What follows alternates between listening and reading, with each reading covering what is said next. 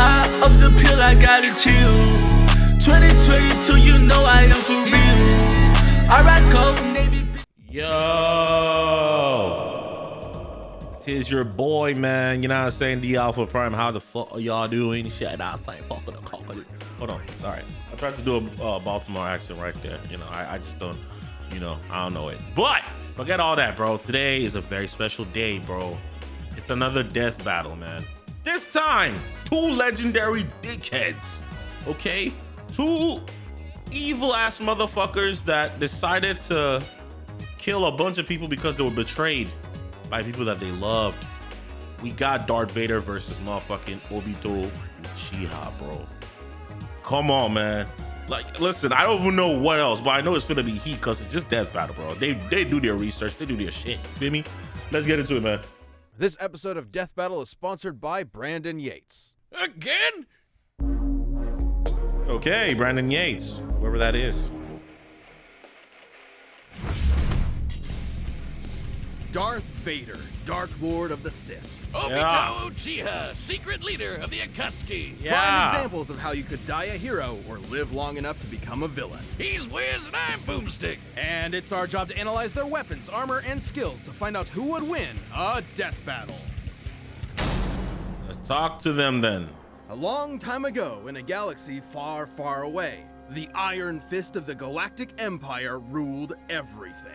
All thanks to the super powerful super murderer, Darth Vader. But beneath his spooky mask lay the husk of former nice guy, Anakin Skywalker. As a child among the harsh wastes of Tatooine, Anakin longed to one day free his fellow slaves as a heroic Jedi. Lucky for him, he met Qui-Gon Jinn, a Jedi who believed little Annie was the chosen one and would bring balance to the Force. No pressure, right? So he took him under his wing to become the papa he never had. Or so was the plan, until... yeah. Instead, Qui-Gon's apprentice became Anakin's mentor. But while Anakin sought a father figure, Obi-Wan saw him as more of a brother. I'm sure that won't cause any awkward tension whatsoever. Drama and trauma aside, Anakin quickly became a powerful Jedi. He excelled in lightsaber combat and the Force, an energy field that binds all living things together. The Force lets Jedi move stuff with their mind, fend off mental attacks, predict the future, and make people believe these aren't the droids they're looking for. They're basically space wizards. Through rigorous training and a not unnoticeable natural talent, Anakin was particularly skilled in the Form 5 lightsaber fighting styles, Xian and Jem So. Also known as the Way of the Crate Dragon. You know that big sand dragon Mando blew up from the inside? Yeah, make that a lightsaber. Form 5 is incredibly versatile, well suited for defending against lightsaber and blaster alike. It focuses on blending parries with devastating counterattacks, aiming to win duels through overwhelming pressure. Perfect for the Padawan who just bulldozed his way through training to become a Jedi Knight. Even as a newly knighted Jedi, Anakin could keep up with some of the most experienced Jedi Masters and Sith Lords of his time. But he had plenty of other problems to deal with, like his late-blooming rebellious teenage angst. I mean, you don't just throw a kid into space monk school and expect him to forget everyone he ever cared about, right? Well, apparently that's what he was supposed to do. The life of a Jedi can be difficult and cold, something Anakin could One not second, y'all. All right, let's continue. And so, rather than let his secret wife die in childbirth, he was seduced to the dark side through the promise of power. And so began his Jedi kill streak, until Obi-Wan gave him a glorious lava bath. Damn. How refreshing. But thanks to his new Sith Master Palpatine, our young warrior was saved, reborn, rebuilt. He was now Darth All right, y'all. Vader.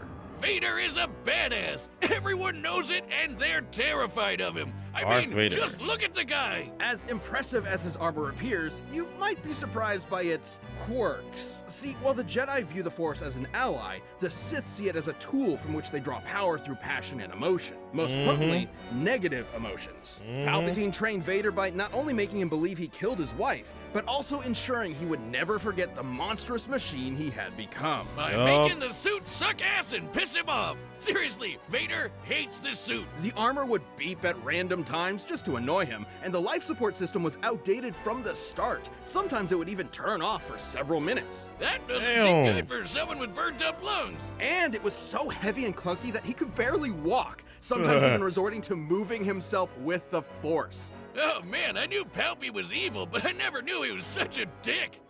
Well, Wow. despite these issues, the armor fulfilled its true purpose, crafting Darth Vader into the equivalent of a slasher movie villain commanding a galactic army. Nobody wants to mess with him.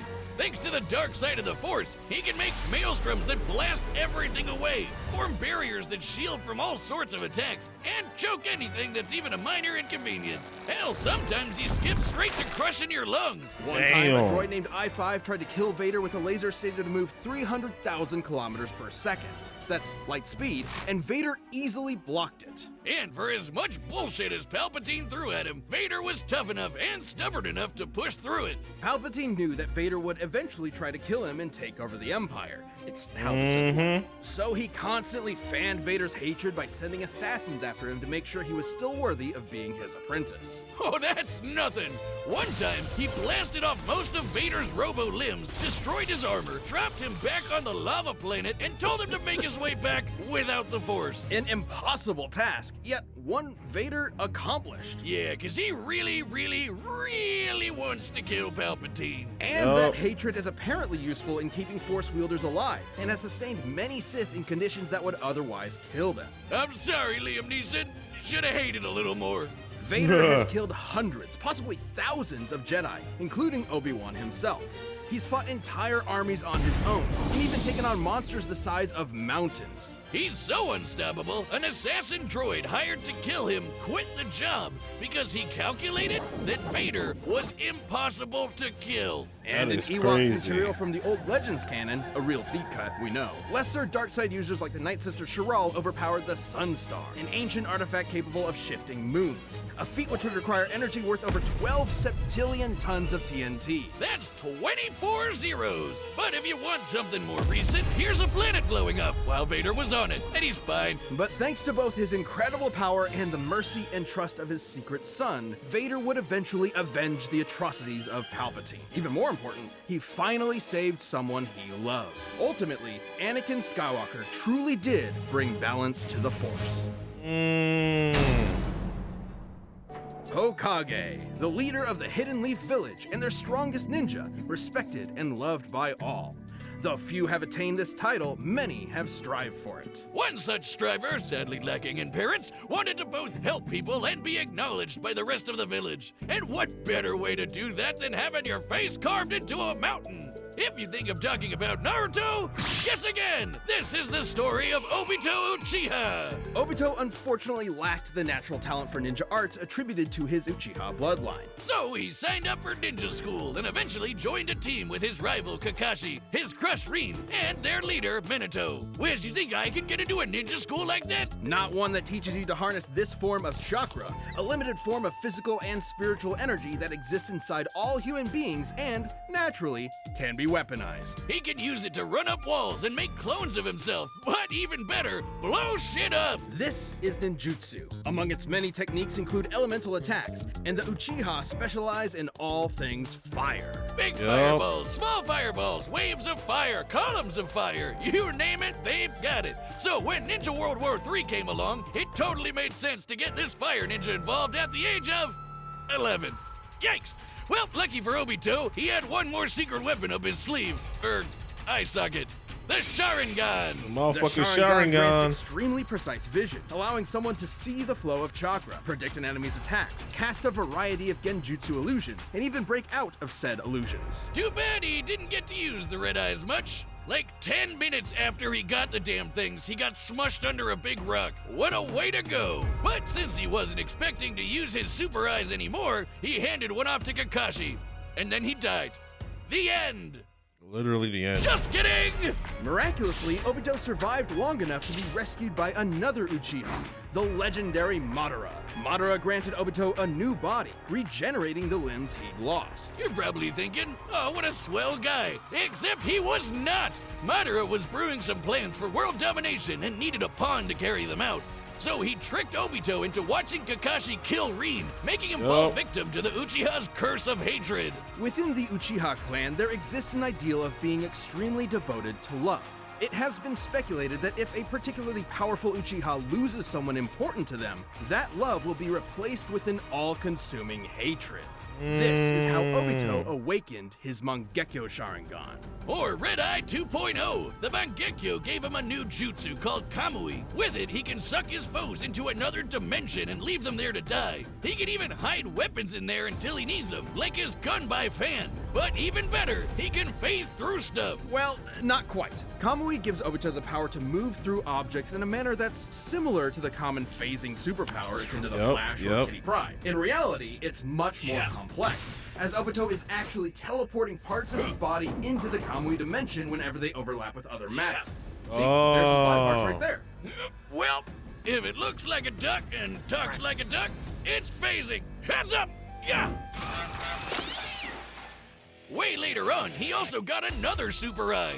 Man, he's really swapping these things around like a Prime sub on Twitch. This Rinnegan grants Obito the power of the 6 paths, giving him some nifty abilities like controlling gravity with the Deva path, ripping out souls with the human path, and summoning giant monsters with the animal path. With all of the awful stuff he'd gone through, Obito realized that the ninja world was corrupt to its core. His dream of everyone being happy and working together was never gonna happen. So instead, he agreed to carry out Madara's Giga Brain plan to control everything. Donning masks and multiple personas, he recruited a number of rogue shinobi to form the Akatsuki terrorist group and kicked off Ninja World War IV, all to revive the monstrous Ten Tails. I know what you're thinking. Wasn't the whole point of this to stop war in the first place? And that's a very good question.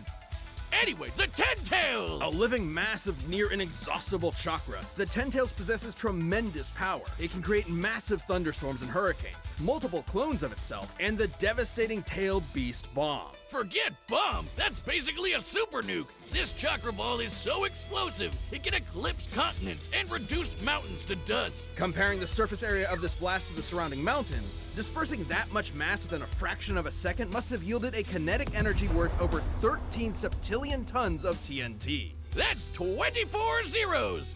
Again, Obito wanted that power for himself and was willing to throw hands with anyone to get it. He's held up against master ninjas like Kakashi, Minato, and even Naruto in his Monster Energy drink form, which could outmaneuver the fastest attack from the Lightspeed Raikage. And he far surpassed all of them when he finally sealed the Ten Tails within himself, becoming its Jinchuriki.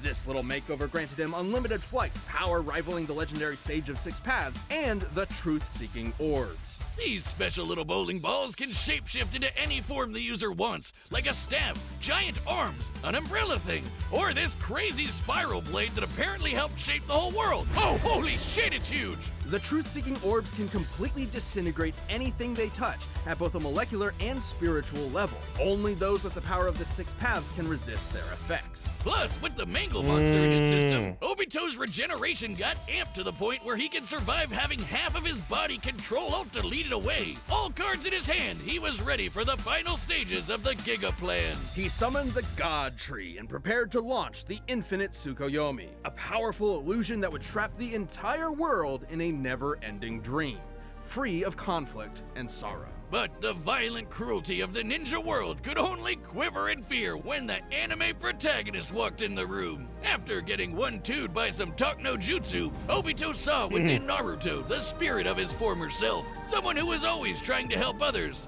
And they'd say his heart grew 3 sizes that day. Obito joined Naruto and Kakashi in saving the world, giving his life to protect his friends. And in his last moments, he entrusted them with reaching the dream he had so long ago, to become Hokage, of which they both succeeded. Though he may have lost his ninja way, Obito Uchiha overcame his hatred and helped realize the world he wanted. All right, the combatants are set, and we've run the data through all possibilities. It's time for... All right, y'all, before this starts, bro, who do y'all have your motherfucking picks, bro? Honestly, I'm gonna go with... Honestly, bro, I'm gonna go with... I feel like I'm gonna go with Obito, bro. A death battle!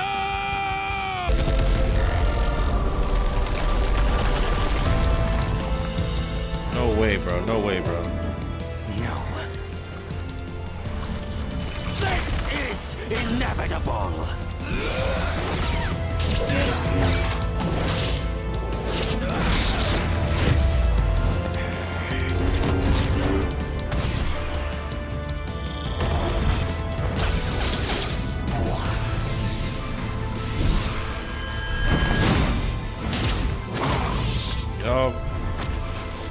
Yup, no way Vader makes a clutch and wins, bro. No way.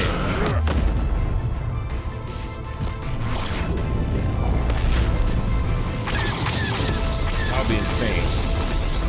Accept this gift and die. Too late.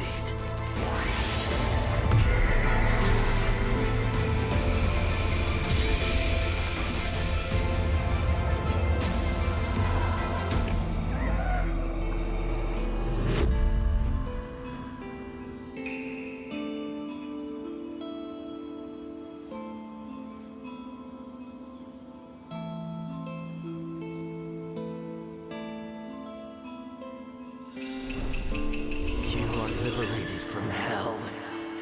Find peace in the next life.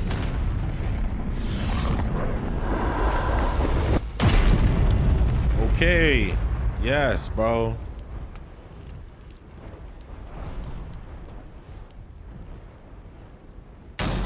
Of course. Come on now. Come on Vader now. may have been able to beat Obi-Wan, but he just couldn't handle Obi-2. This was a fairly complex matchup. Both Darth Vader and Obito were roughly even in power and speed, so it truly came down to their skill and arsenals. And boy, did they have some deep bags of tricks. Even Yup. some of the same tricks. Both could fend off mental attacks. Both could move things around with their minds. And they both even had options to instantly kill each other. Vader could simply force crush Obito's body, but Obito could just as easily rip out Vader's soul. However, Obito had a few more impressive options available to him, edging out just enough to earn a win. For starters, Kamui made Obito extremely difficult just to touch, let alone injure. And as a Jinchuriki, he could regenerate from half of his body getting destroyed. While the dark side could help Vader survive extreme conditions, it obviously can't regrow limbs. Plus, thanks to his wide array of jutsu, Obito would eventually overwhelm Vader. While chakra may normally be a limited source of energy, unlike the Force, the Ten Tails provided Obito with an unlimited supply. And since chakra is both spiritual and physical energy, this means Obito would be able to fight on indefinitely. Last but not least, Vader's preference for lightsaber combat means that he'd be up close and personal with Obito, right? Yup. Which left him vulnerable to getting disintegrated by one of the many truth-seeking orbs. Or even worse, sucked up into the Kamui dimension. Yeah, don't forget about that. Not only would he have no way out, he probably wouldn't even be able to tap into the Force while stuck there. Game over. Have fun starving to death, I guess. Wonder how long you can feed on hate. Darth Vader may have had a tenacity that few others could match, but against Obito's similar might, busted regeneration, and overwhelming range of abilities, there was no escape. In the end, Vader's victory just wasn't meant to be. The winner is gosh. Obito Uchiha. Yes, sir, man. Thanks for watching. Stay tuned. We have a new death battle releasing every 2 weeks this year. And click the join button to get new perks and extra content. Thank you. I'm already subscribed. Ooh, but this is another one we gotta check out too. Obi-Wan Kenobi versus Kakashi. I give it to Kakashi already, bro. You don't even need to tell me. And this one too, bro. Stitch versus Rocket Raccoon. I'm gonna give it to Stitch. I'm already predicted it now.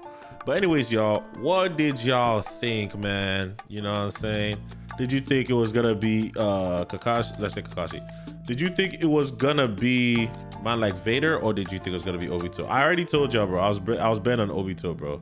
Just because of the insane shit that was done in like regular Naruto. Nah, bro. My money was definitely on Obito from the jump ski. That being said, hey, tell me what y'all thought in the comments, man. It has been your boy, you know what I'm saying, the Alpha Prime. Look out for more videos, man. Happy to be here, happy to be alive, happy to be able to have things like Death Battle make up these impossible ass matchups that have us wondering, how the fuck would this go if this and that person fought, man? Anywho, anyways, and anyhow, man, motherfucking good. Bye, ski. Russian roulette, blushing brunette.